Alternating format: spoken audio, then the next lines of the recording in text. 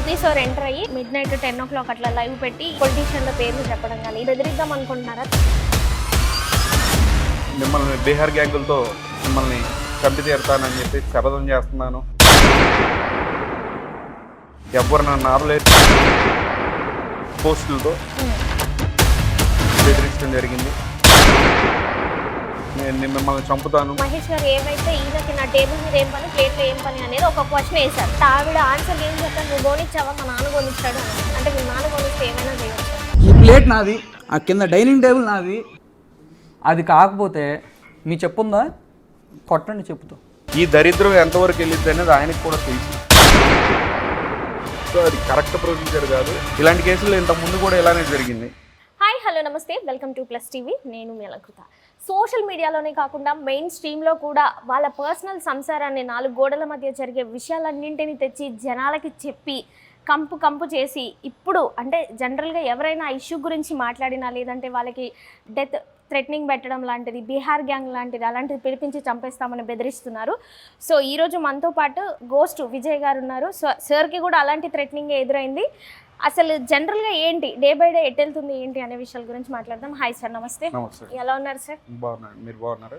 బాగున్నాను సార్. ఆమెకి first video నుంచి కూడా నేను చెప్పడం జరిగింది చాలా క్లియర్గా. ఏం చెప్పామంటే, నువ్వు ఈ రకమైన క్రిమినల్ నేచర్తో ఒక బ్యాడ్ మోటివ్తో ఇలా ప్రజల్లోకి వెళ్తే కనుక 100% ఈ రోజు కాకపోతే రేపైనా సరే నువ్వు ఎక్స్పోజ్ అవుతావు.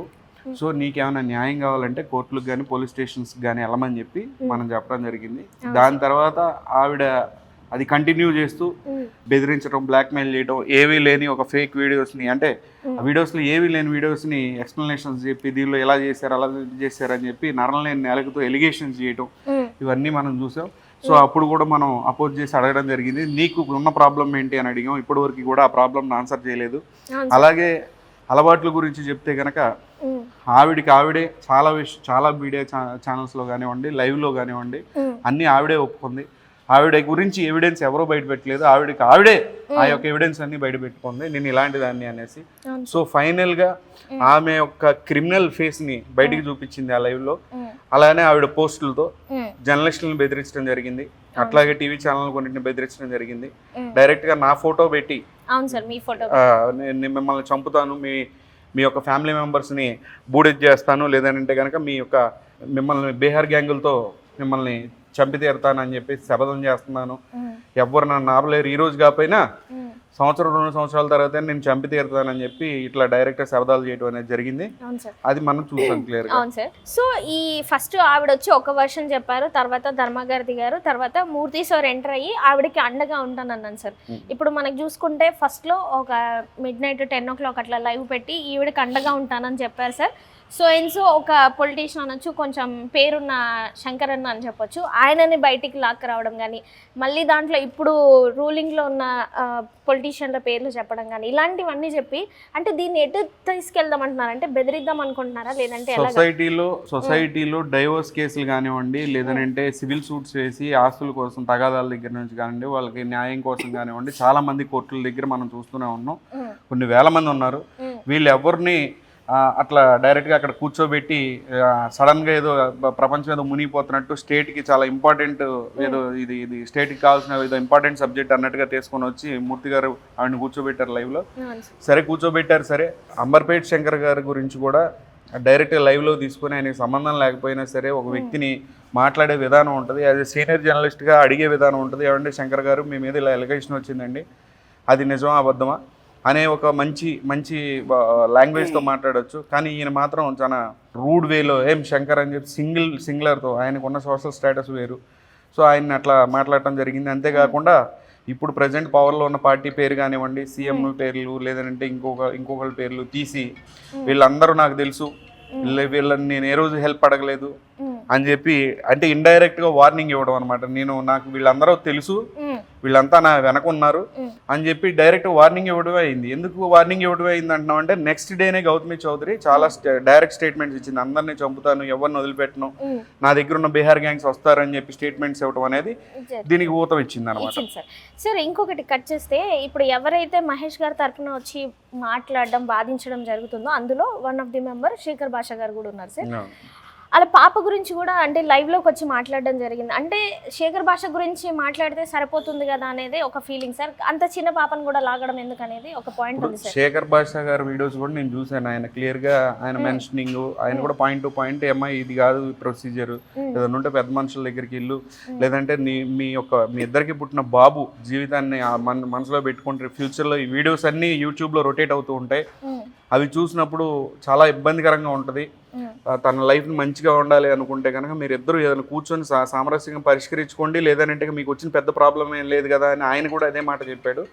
సో బట్ నేనేమంటున్నానంటే ఈ యొక్క బెదిరింపులు మా మీడియా సంస్థలకే కాకుండా ఇలాంటి చిన్నపిల్లలను కూడా, లేదంటే ఆవిడ ఏమంటుంది మేము పాప సంగతి చూస్తాము అని చిన్నపిల్లలను కూడా వార్నింగ్ ఇస్తుంది, ఇట్లా చంపుతాను అంటుందంటే ఆవిడలో ఉన్న ఆ యొక్క క్రూరమైన మనిషిని ఆవిడే బయట పెట్టుకుంది అనేది చాలా క్లియర్గా ఎవిడెంట్గా ఆవిడే పెట్టుకుంది. ఆవిడని ఎవ్వరు ఎక్స్పోజ్ చేయలే. గౌతమి చౌదరికి ఆమె ఎక్స్పోజ్ అయింది అనేది క్లియర్గా కనపడుతుంది. ఎంత పెద్ద క్రిమినల్ అనేది కనపడుతుంది. సో నేను అనేది ఏంటంటే ఈవిడికి నేను వెనక ముందు నేనే సపోర్ట్ చేస్తున్నాను అని చెప్పి మూర్తి గారు డైరెక్ట్గా చెప్పడం జరిగింది. మూర్తి గారి మీద ఉన్న ఎలిగేషన్స్ ఏవైనా కానివ్వండి, ఆ ఫొటోస్ వీడియోస్ మహేష్ గారు క్లియర్గా నా ఇంట్లో ఈ మూర్తికి పనేంటి, నేను లేని సమయంలో మా అమ్మ తరపున నాన్న తరపున ఎవరైనా నేను లేనప్పుడు మా ఇంట్లో ఏం చేస్తున్నాడు, సరే వచ్చాడు కలిసాడు వెళ్ళిపోయాడు కాకుండా ఇంట్లో కూర్చొని ఈ యొక్క సలాడ్లు తింటవా, భోజనాలు చేసి వీడియోలు పెట్టుకోవటమా, మా ఇంట్లో ఏం సంఘటన జరిగినా సరే దానికి రిప్లైని ఒక వీడియో మాధ్యమంలో చాలా మంది మనం చూసినట్లయితే రీసెంట్గా ఒక 2 నెలల నుంచి అనుకుంటా మూర్తి గారు చాలా సీనియర్ జర్నలిస్ట్, సడన్ గా చిన్న క్రింజ్ వీడియోలు చిన్నపిల్లలు చేసే వీడియోలు చేసుకుంటూ పెట్టుకుంటుంటే అందరూ అనుకున్నారు ఏంటి సడన్ చేంజ్ ఏంటి మూర్తి గారిలో అని చెప్పేసి. ఆయన మైండ్ సెట్ కూడా మారింది ఈ యొక్క ఏవిడితో ట్రావెల్ చేసినప్పుడు. సో ఇదంతా కూడా క్లియర్గా మహేష్ గారే చెప్తున్నారు అనమాట. నీకేంటి పని, నువ్వు ఎందుకు ఇన్ఫ్లుయెన్స్ చేస్తున్నావు, నువ్వు పవర్ ఇన్ఫ్లుయెన్స్ చేస్తున్నావు, పెద్ద వాళ్ళ పేర్లు చెప్తున్నావు అనేది క్లియర్గా కనపడుతుంది. అట్లాగే ఈయన ఎత్తిన పొలిటికల్ పార్టీలో పెద్ద వాళ్ళ పేర్లు చెప్పారు. వాళ్ళు వచ్చి సీఎంలో పిఎంలో లేదంటే ఇంకొకళ్ళు దీనికి ఆన్సర్ చేయాల్సిన అవసరం లేదు. స్టేట్ పార్టీ ఎవరైతే ఉన్నారో ఎవరైనా అడ్మినిస్ట్రేషన్ తరపు నుంచి మాకు మూర్తికి సంబంధం ఏమీ లేదు, ఈ యొక్క ఎలిగేషన్స్ మాకు సంబంధం లేదని ఒక స్టేట్మెంట్ ఇచ్చినా సరిపోతుంది. రెండోది ఏంటంటే మూర్తి గారు బిఆర్ నాయుడు గారు ఎంతో పెద్ద బాధ్యతను మూర్తి గారి చేతిలో పెట్టారు. ఒక మంచి సంస్థ అది TV5 అనేది. ప్రజలకి న్యూస్ తీసుకెళ్ళి ప్రజల్ని ఎడ్యుకేట్ చేసి ప్రజల్ని చైతన్యవంతులు చేసే ఛానల్ అది. ఇలాంటి ఛానల్స్ చాలా ఉన్నాయి. కానీ మూర్తి గారు ఆ పొజిషన్ అంత బ్యూటిఫుల్ పొజిషన్లో ఉండి ఈవిడ స్టేట్మెంట్స్ని ఖండించకుండా గత 3 రోజులుగా కామ్గా ఉన్నారు. అంటే దీని వెనక మూర్తి గారు ఉన్నారా, మీరే ఈ యొక్క వార్నింగ్లు ఇప్పిస్తున్నారా వెనకుండి? ఎందుకంటే నేనేంటో చూపిస్తా అని చెప్పి మీరు డైరెక్ట్గా శవదాలు చేశారు, మీరు కూడా ఆవిడతో పాటు కలిసి. మీరు కూడా ఈవిడ వెనకమాల ఉన్నారా? అదే నేను బిఆర్ నాయుడు గారిని నేను రిక్వెస్ట్ చేసేది ఏంటంటే మీ ఆఫీస్ తరపు నుంచి కూడా మాకు ఈ స్టేట్మెంట్స్కి ఏం సంబంధం లేదు అని ఇచ్చినా సరిపోతుంది. ఏది గౌతమి చౌదరి మిమ్మల్ని చంపుతాము, ప్రెస్ వాళ్ళని చంపుతాము, జర్నలిస్టులను చంపుతాము, లేదంటే కనుక ఎనలిస్టులను చంపుతాము, బీహార్ గ్యాంగులను పెట్టి చంపిస్తాను అని చెప్పిన స్టేట్మెంట్స్ మాకు సంబంధం లేదు, అసలు ఆవిడ ఎవరో మాకు తెలియదు అని చెప్పి మీరు ఇచ్చినా సరిపోతుంది అనేది నేను చెప్తున్నాను. సార్ ఇప్పుడు అంటే ఈ మ్యాటర్ ఏదైతే ఉందో ఇందులో అంటే చాలా మంది అంటే మూర్తి సార్ చాలా మంది పెద్ద పొలిటికల్ వాళ్ళు తెలుసు లేదంటే ఇందులో ఇన్వాల్వ్ అయి ఉన్నారు అని చెప్పేసి ఇప్పుడు ఎవరైతే మహేష్ గారు ఉన్నారో ఆయన చెప్పడం జరిగింది. పెద్ద వాళ్ళు ఇన్వాల్వ్ అయ్యి బెదిరించడం ఇట్లాంటిదని జరుగుతుందని. దీని మీద మీ స్పందన ఏంటి? సో మూర్తి గారు ఆయనకి పెద్ద వాళ్ళు తెలుసు అంటే చాలా పార్టీల్లో ఆయనకి పెద్ద పరిచయాలే ఉండొచ్చు. కాకపోతే అందరు దానిలో ఇన్వాల్వ్ అయ్యారా అంటే ఇది చాలా చిన్న విషయం. ఇది వాళ్ళు ఎందుకు ఇన్వాల్వ్ అవుతారు పెద్దవాళ్ళు అయినా. కాకపోతే ఈయన వాళ్ళ పేర్లు చెప్తున్నాడు.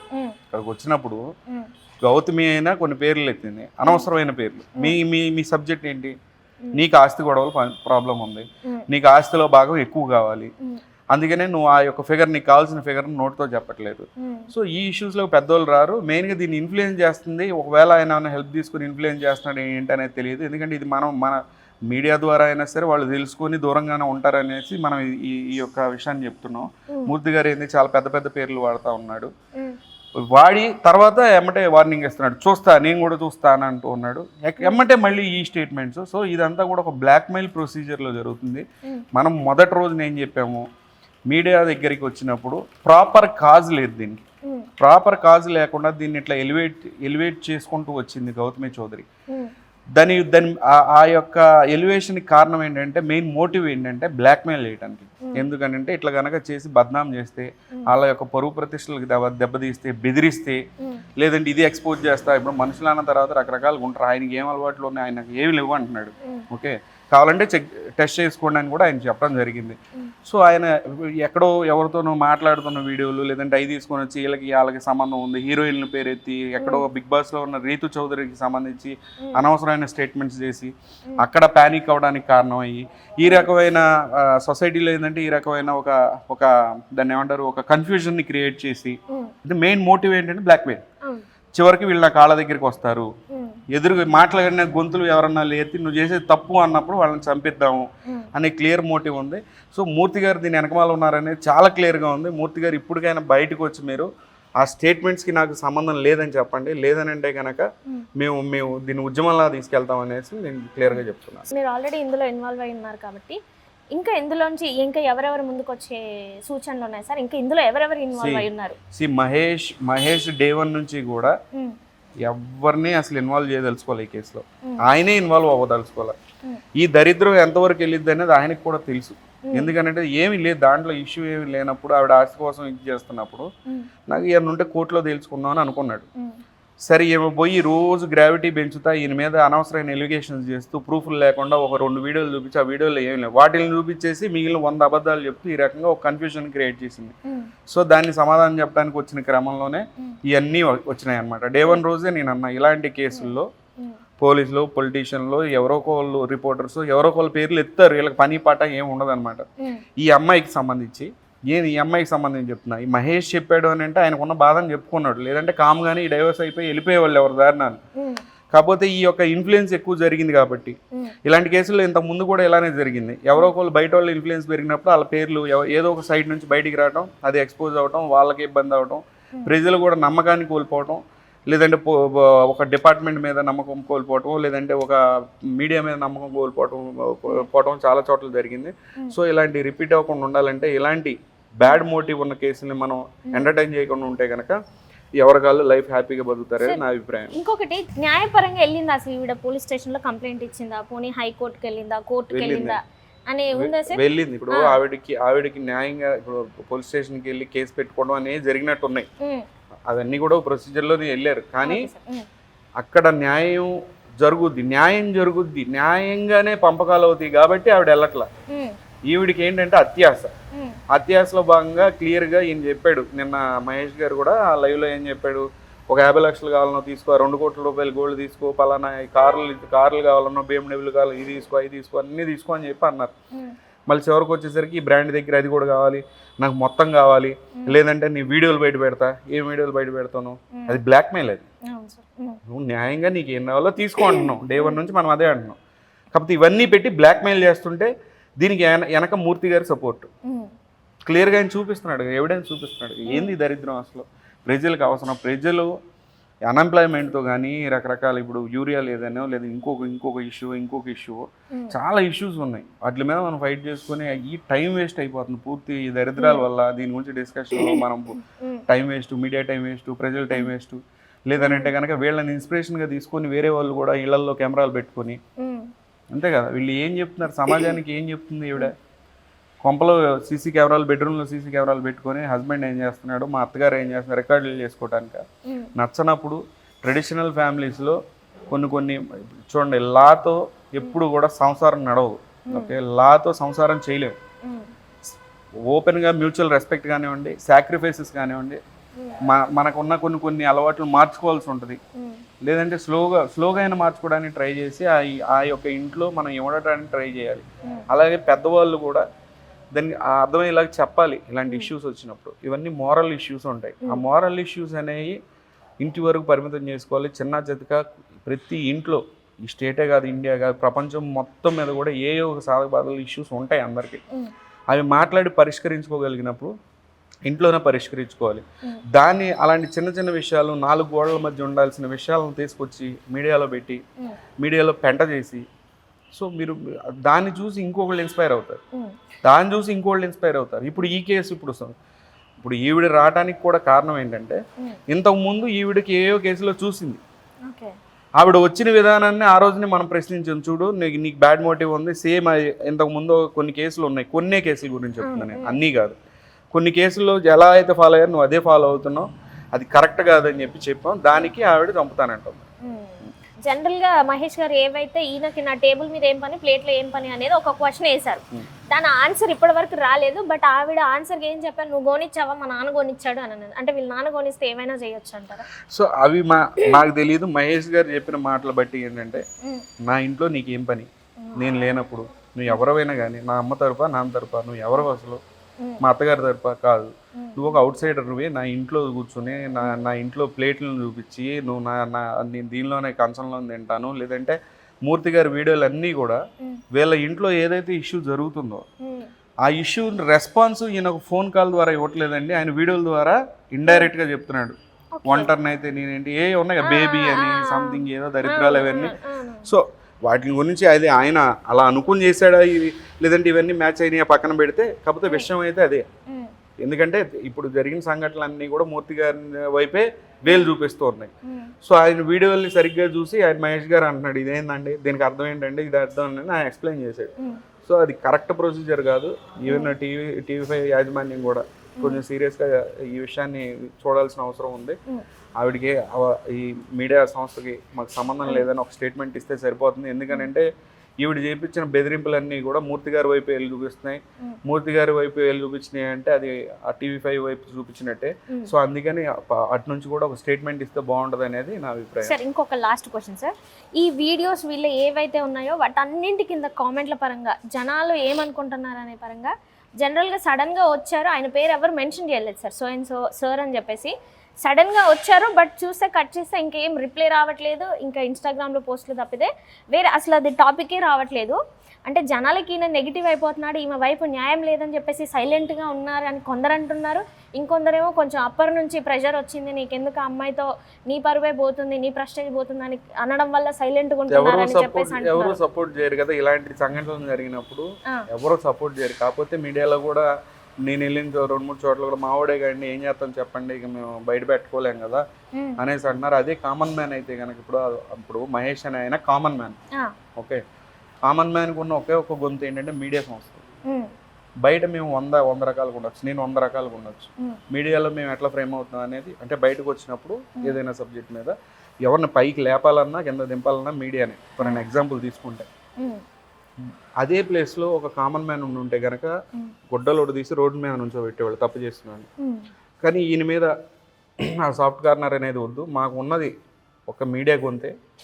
ఆ మీడియానే ఈ టైంలో ఒక కామన్ మ్యాన్ వచ్చి నా కొంపలో ఒక సీనియర్ జర్నలిస్ట్ అయిన మూర్తి గారు ఈ రకంగా చేస్తున్నాడు, ఇన్ఫ్లుయెన్స్ చేస్తున్నాడు, నా భార్యని ఇట్లా మోటివేట్ చేస్తున్నాడు, లేదంటే ఇంకో రకంగా చేస్తున్నాడు అని చెప్పి ఆయన స్టేట్మెంట్లు ఇచ్చినప్పుడు దీని మీద ఒక కన్క్లూజన్ రావాల్సిన అవసరం ఉంది ఆయన మీద అనేది నేను చెప్తున్నాను.